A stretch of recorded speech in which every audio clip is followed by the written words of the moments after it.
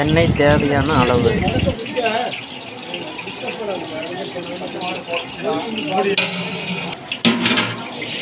பச்சை மிளகாய், சிறிது சிறிதாக நறுக்கிய பெரு வெங்காயத்தை சேர்க்கிறோம்.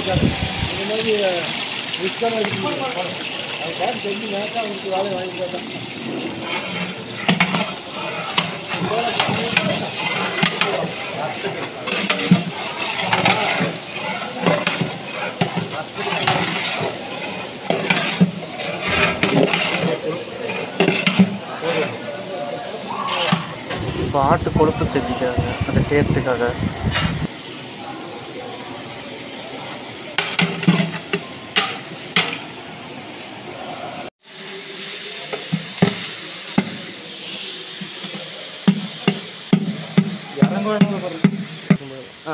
என்ன மசாலா இது? பட்டை கிராம்பு அரைச்சி பட்டை கிராம்பு தூள். இது வாசனைக்கு.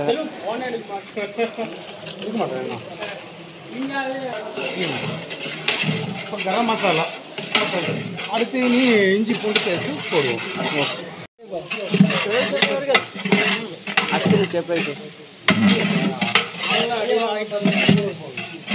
கருவேப்பிலை,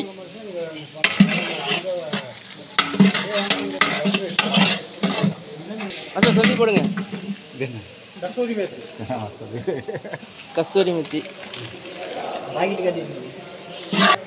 புதினா,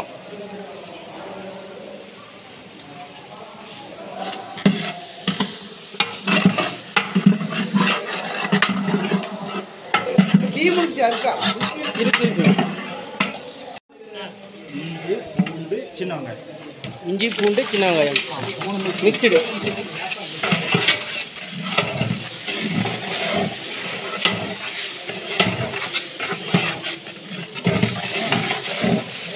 அதே மாதிரியாண்ணா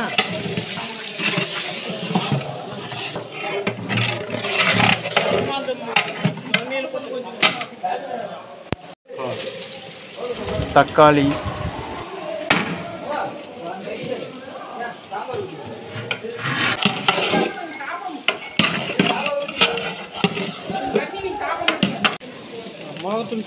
மிளகாத்தூள்,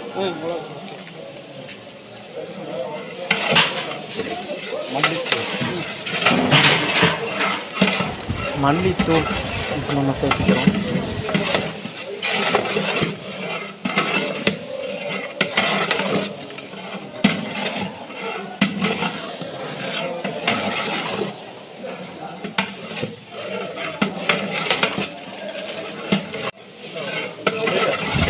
இப்போ நம்ம சேர்த்துறது பார்த்திங்கன்னா மட்டன் மசாலா.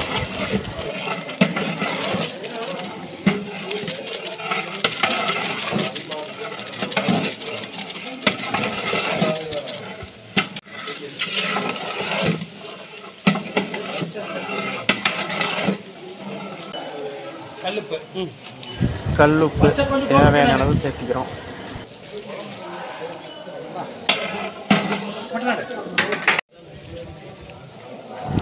அடுத்து நம்ம சேர்த்தது 30 கிலோ ஆட்டுக்கறி வந்து நம்ம கூட ஆட் பண்ணிக்கிறோம்.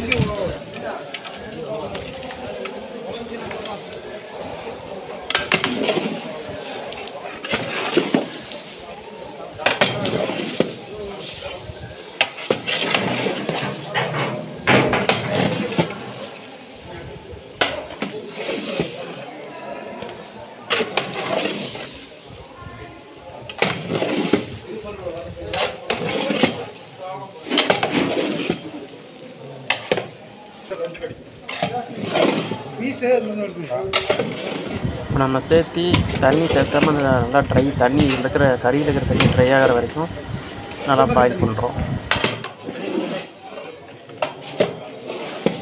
இப்போ பார்த்திங்கன்னா அந்த கறியில் இருக்கிற தண்ணி ட்ரை ஆகிற வரைக்கும் நல்லா ஃப்ரை ஆயிடுச்சு. இப்போ வந்து நம்ம கறிக்கு தேவையான அளவு தண்ணி வந்து சேர்த்திட்டு நம்ம நல்லா வேக வச்சுக்கலாம்.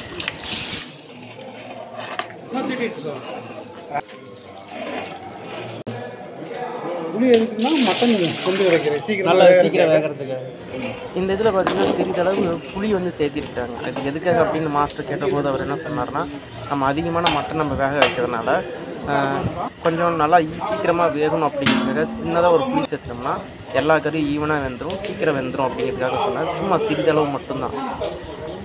இப்போ பார்த்தீங்கன்னா சுவையான மட்டன் குழம்பு தயாராகிடுச்சு. நீங்களும் இது மாதிரி ட்ரை பண்ணி பாருங்கள். மறக்காமல் உங்கள் பாவனை சேனலை சப்ஸ்கிரைப் பண்ணுங்கள். தேங்க்யூ.